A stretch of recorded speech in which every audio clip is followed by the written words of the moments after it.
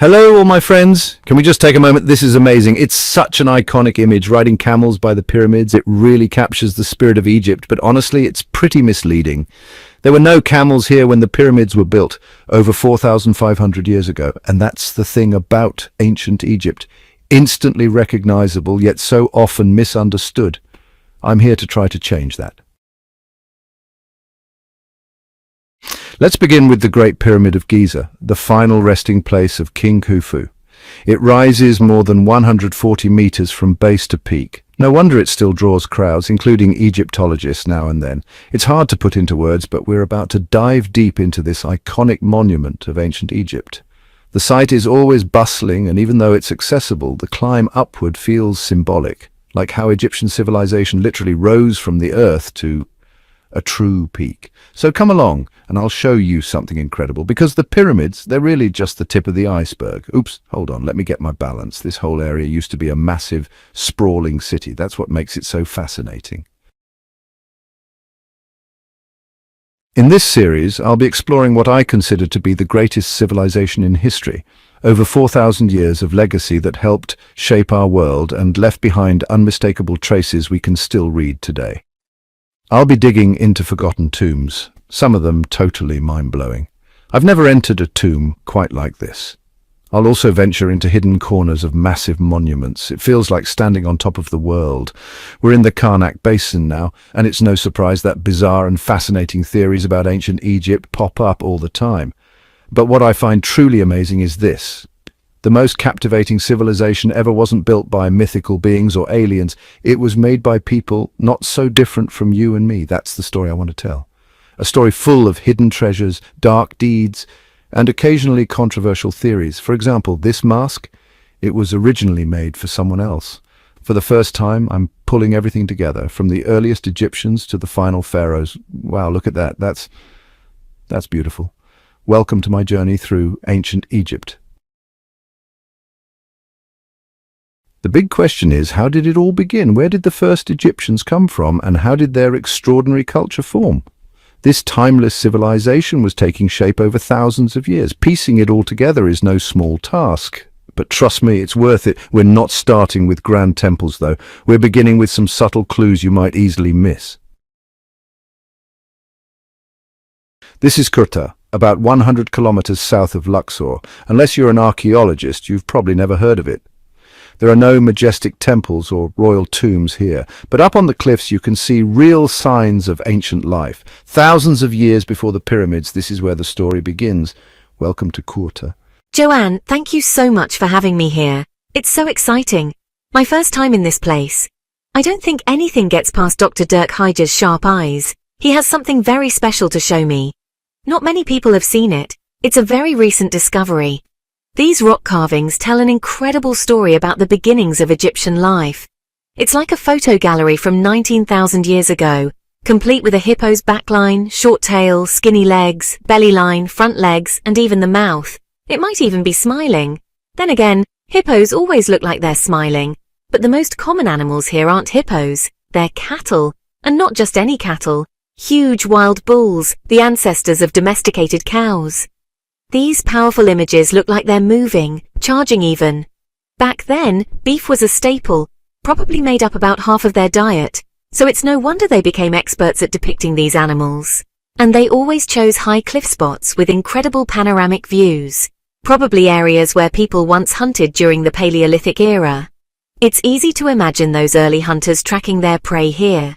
But the landscape looked completely different then, more like grassy savannas, green and fertile. Do we know why they carved these animals here? We can guess, Joanne, but we don't know for sure. Maybe they believed it would help their hunting. Some kind of hunting magic, perhaps.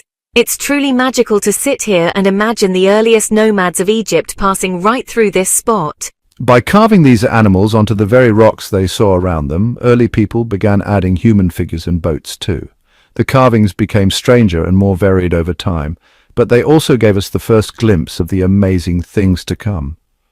These are the earliest signs of what would make ancient Egypt so unique. Ancient Egypt, shaped by its dramatic landscape, evolved under intense environmental changes. Around 10,000 years ago, a slight tilt in the Earth's axis, just half a degree, had a massive impact on the climate. As the world began to change, Egypt would never be the same again. Back then, the people were nomadic herders, moving with the seasons after summer rains. Those rains were absolutely vital. They brought life, turning the land green and lush, supporting wild animals the people relied on. But of course, with climate change, those rains started to fade. And when the rains dried up, well, people and animals alike were forced to move toward the large lakes that appeared during the wet seasons. One such place was Narmer Palette, about 100 kilometers southwest of the Nile Valley. This is where these early hunter-gatherers began to settle, forming the first communities. But they still depended on the annual summer rains, so they had to find a way to predict when they would come. Their solution: they looked to the night sky. Welcome to the beginning of time, literally, because here at Narmer Palette is the oldest known calendar in Egypt, around 7,000 years old. This stone circle is the earliest evidence of how Egyptian weather watchers became expert astronomers. They aligned the central stones with the stars in the night sky. When the sun was directly overhead, the stones cast no shadow. That was the signal. The midsummer rains were near. It meant the animals would drink, the plants would grow, and life could go on for another year. In a way, this simple stone circle was the answer to a very real survival problem. But the Egyptians didn't stop there. What's really incredible about this little monument is that it's the oldest example of something that would become a signature of Egyptian culture, aligning their monuments with the heavens. From this point on, every tomb, every temple, every sacred structure would be aligned with the stars, with the gods themselves. If the stars and the rains were that connected to this world, then they must also connect to the next one and to the divine. One of the oldest carved monuments in Egypt dates back to around 5000 BCE. It was made from sandstone that was quarried over a mile away from where it was finally placed. That tells us something important. There was already a sense of community. People were working together toward a shared goal. The stone was hauled into place and then carved into a very specific shape. Now bear with me here, it might not look obvious, but some believe this carving represents a cow with strong hind legs and a clearly sculpted head. Cows were absolutely essential to daily life. They provided meat, milk, and even blood, major sources of protein that helped keep people alive. But cows weren't just important for survival. They were spiritually meaningful too. So important, in fact, that people believed they would need them in the afterlife. This belief eventually gave rise to Hathor, the great cow goddess. She may have started as a symbol of nourishment and abundance, but she grew into one of the most beloved and worshipped deities in Egypt. Hathor came to represent love, joy, beauty, and motherhood. Over time, her image evolved from a realistic cow to a woman's face with cow ears, and this stone may be the earliest depiction of Hathor we've ever found, but Hathor was just one of many. The ancient Egyptians couldn't get enough of their gods and goddesses. Over the centuries, they created hundreds, maybe even thousands of deities, each with their own role, appearance, and personality. Some gods looked human, others had animal heads. Some were male, some female, and some both. There was hardly an aspect of life that didn't have its own god. In the earliest times, the gods often reflected the familiar world, things people saw every day, elements of nature, and of course, animals. Over time, those animals and their traits became more symbolic and divine. Each one represented a specific quality. Rams, for example, were associated with fertility, cows with motherly care and protection. And then there were the more dangerous creatures, animals that lived at the edges of the Egyptian world: lions, crocodiles, jackals. But it wasn't just about identifying the right gods. It was about gaining power over them. Take Sekhmet, for example. She was a fierce lioness goddess associated with death and destruction. But by worshipping her, the Egyptians believed they could control her destructive force. The ancient Egyptians believed that dangerous forces could be calmed or even transformed into kinder gods. In many ways, they were trying to harness the power of nature to influence how it affected them in return. Religion in Egypt wasn't just about worship. It was the glue that held society together. It united the people and supported nearly every aspect of life. It was everywhere, in tombs, in temples, and in daily routines. But there was something even more essential. Without it, ancient Egypt wouldn't have existed at all.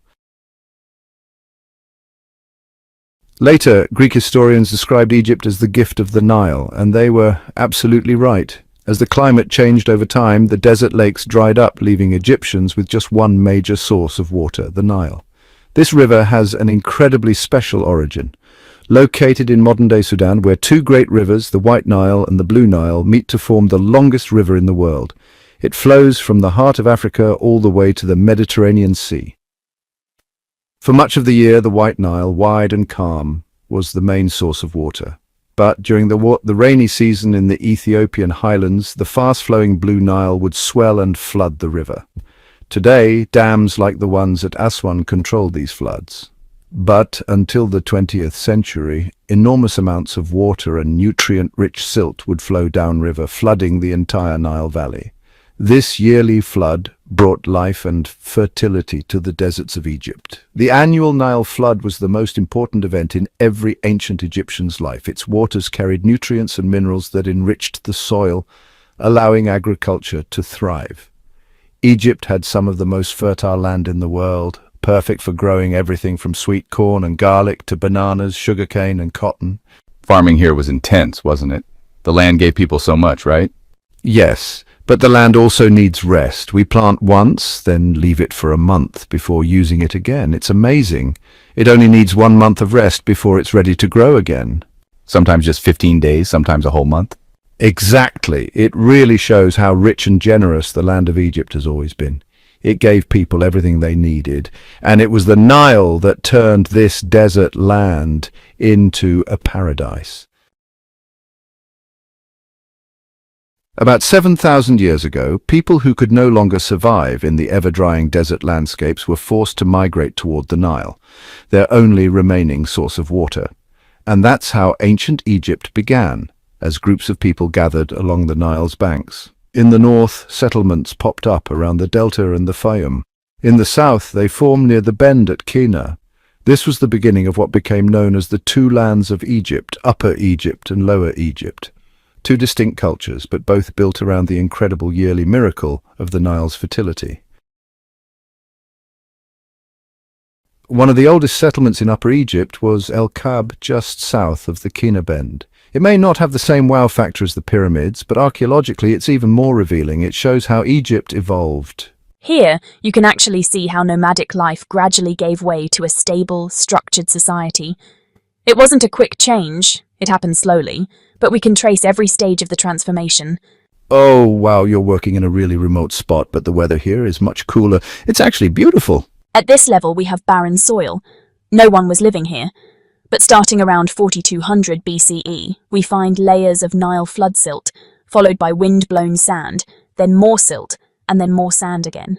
You can see it clearly, a thin layer of silt from the Nile flood, followed by sand. And here we even have a hearth, a fire pit. That tells us people were living right on top of these layers, coming into the Nile Valley and then leaving again. We've also found lots of pottery shards and stone tools in these layers. It's a small space, but there's a whole story of real human life unfolding here, isn't there? We've got thousands of years of history in this one area. When we started, people were just beginning to move into the Nile Valley. They were just starting to farm. And eventually, boom, we get the pharaohs and a unified Egypt. It's amazing when you think about how much change happened on just this one patch of sand. Even though we're still centuries away from the grand monuments of the pharaohs, you can already find signs of the lives these ancient people lived, if you look closely enough. Not much has survived, except tons of pottery. Yeah, this piece is about 5,000 years old. 5,000 years. These pots help us date when this early society began producing food surpluses. That was a turning point. When people could grow more food than they needed strong pottery to store large quantities of food and drink. Some of the molds from a slightly later time are among the most common discoveries. The way it worked was simple. You'd heat the mold, then place the dough inside. The heat would bake the bread right there in the mold. These molds were used on a huge scale. And these are beer jars. Ah yes, bread and beer, the staple foods of ancient Egyptians. Ooh, nice. That's a beautiful beer jar. This is really the nuts and bolts of how we piece together Egypt's early timeline, isn't it? Yeah, pottery is especially important for understanding how people lived. But in Egypt, daily life was only half the story. What really set the ancient Egyptians apart was how they viewed death. To them, death wasn't the end of life. It was the beginning of a new one, a transition from the world of the living to an eternal afterlife. And that belief led to one of Egypt's most mysterious and fascinating practices, my favorite topic. Music mummification. While the origins of this mysterious tradition are now clearer, the act of burying the dead held deep meaning even in Egypt's earliest days. Here's a typical burial from around 3400 BCE. The body was wrapped in a fetal position and placed in a small pit reconstructed here. He was surrounded by things that probably mattered to him in life: pottery, jewelry, and a cosmetic palette.